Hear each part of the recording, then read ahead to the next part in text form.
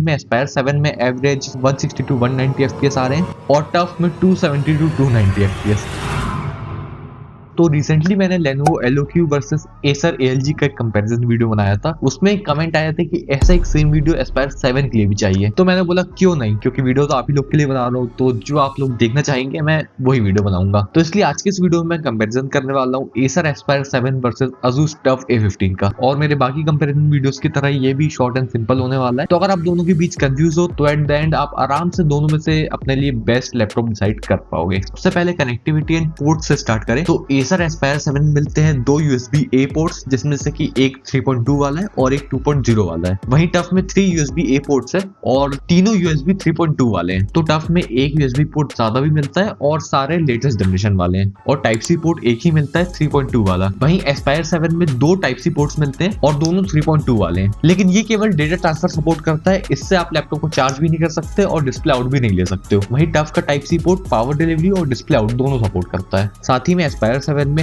Headphone and mic के लिए अलग पोर्ट मिलते हैं, सेपरेट पोर्ट, लेकिन टफ में ऑडियो एंड माइक जैक का कॉम्बो मिलता है। दोनों ही लैपटॉप में वाईफाई 6 है, एस्पायर 7 में ब्लूटूथ 5.2 है और टफ में ब्लूटूथ 5.3 है। और एक बहुत खास चीज, एस्पायर 7 में आपको माइक्रो SD कार्ड स्लॉट भी मिलता है, जो कि टफ में नहीं है। अब डिस्प्ले पर आ जाए तो डिस्प्ले में दोनों की वही सेम कहानी है जो कि हर इस बजट सेगमेंट के लैपटॉप में होता है। दोनों में वही 15.6 इंच का एक full HD IPS anti glide display है, दोनों में ही 144 हर्ट्ज का रिफ्रेश रेट है और दोनों में ही 250 निट्स की ब्राइटनेस और 62.5% sRGB है। तो डिस्प्ले वाइज आपको दोनों में ऑलमोस्ट कोई फर्क नहीं दिखेगा। अब हर ब्रांड की अपनी कलर ट्यूनिंग थोड़ी डिफरेंट होती है, इसलिए हल्का सा फर्क दिख सकता है। अदरवाइज सारे बजट गेमिंग लैपटॉप्स में आपको ऑलमोस्ट सेम ही डिस्प्ले मिलता है। कीबोर्ड की बात करें तो दोनों ही लैपटॉप में फुल साइज कीबोर्ड मिलता है with multi coloured fully customisable RGB backlighting. तो दोनों में ही बैकलाइटिंग का कलर आप अपने हिसाब से चेंज कर सकते हो और टफ में 4 प्रीसेट RGB इफेक्ट्स भी मिलते हैं और ऐसे कोई इफेक्ट्स आपको एस्पायर 7 में नहीं मिलते हैं। नेक्स्ट अब अपग्रेड्स पर आ जाए तो दोनों ही लैपटॉप्स में आप अप टू 32 GB तक रैम एक्सपेंड कर सकते हो।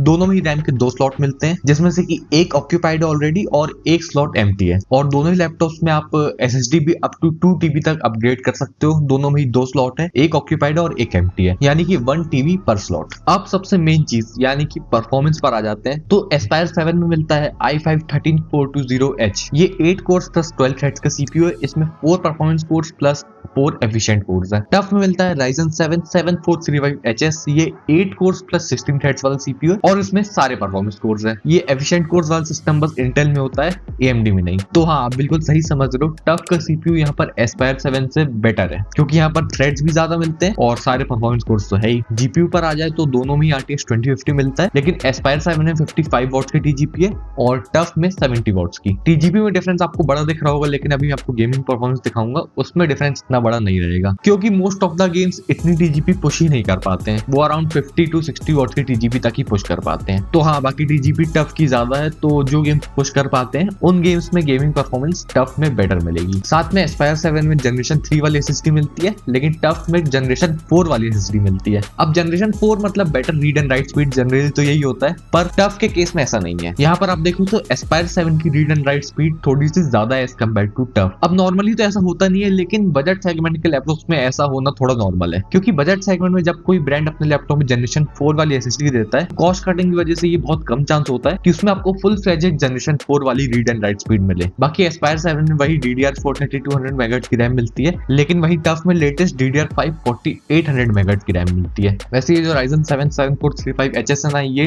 AMD का कॉस्ट कटिंग CPU है, क्योंकि इसमें iGPU नहीं मिलता है, इसलिए इतने कम प्राइस में ये CPU इस लैपटॉप में मिल पा रहा है। खैर, दोनों की गेमिंग परफॉर्मेंस में डिफरेंस कितना है वो दिखा देता हूँ। गॉड ऑफ वॉर रग्नारोक में एस्पायर 7 में एवरेज 71 टू 75 FPS आते हैं और टफ में 75 टू 80। घोस्ट ऑफ सुशीमा में एस्पायर में एवरेज 45 टू 47 और टफ में 46 टू 48। रेड डेड रिडेम्पशन 2 में एस्पायर 7 में 42 टू 44 और टफ में 45 टू 50। तो जो थोड़ी TGP ज्यादा मिलती है टफ में, उसका फायदा यहाँ पर आपको स्टोरी बेस्ड गेम्स में देखने को मिलेगा और DDR5 4800 मेगाहर्ट्ज की रैम का भी फायदा यहाँ पर दिख रहा है। अब GPU तो देखो सेम था, लेकिन CPU यहाँ पर टफ का बहुत बेटर है और उसका फायदा आपको मिलेगा CPU इंटेंसिव गेम्स में, जैसे कि वैलोरेंट में एस्पायर 7 में एवरेज 160 टू 190 FPS आ रहे हैं और टफ में 270 टू 290 FPS। वहीं काउंटर स्ट्राइक 2 में एस्पायर 7 में एवरेज 60 टू 70 आ रहे हैं और टफ में 70 टू 80। तो CPU इंटेंसिव गेम्स में आपको दोनों ही लैपटॉप में डिफरेंस थोड़ा ज्यादा देखने को मिल सकता है। बाकी थर्मल्स की बात करें तो दोनों ही लैपटॉप में यहाँ पर थर्मल मैनेजमेंट अच्छा है। आप यहाँ पर देख सकते हो गॉड ऑफ वॉर रग्नारोक में एवरेज टेम्परेचर्स 85 टू 88 तक जा रहे हैं और टफ में 79 टू 83 तक। तो ओवरऑल परफॉर्मेंस वाले राउंड का क्लियर विनर तो है Asus TUF।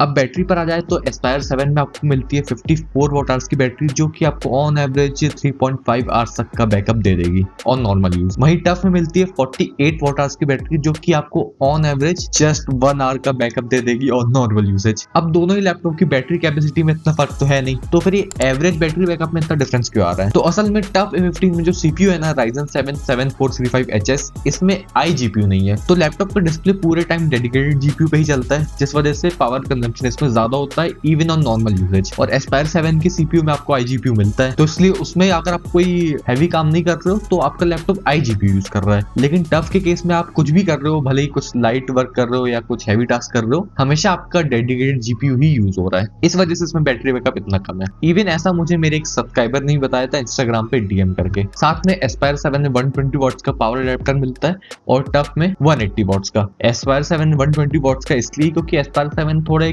Thin and light weight laptop है, इसलिए इसकी GPU की TGP भी कम है, इस वजह से इसका पावर अडेप्टर का वोल्टेज भी थोड़ा कम है। तो बैटरी वाले राउंड का क्लियर विनर तो एस्पायर 7 ही है।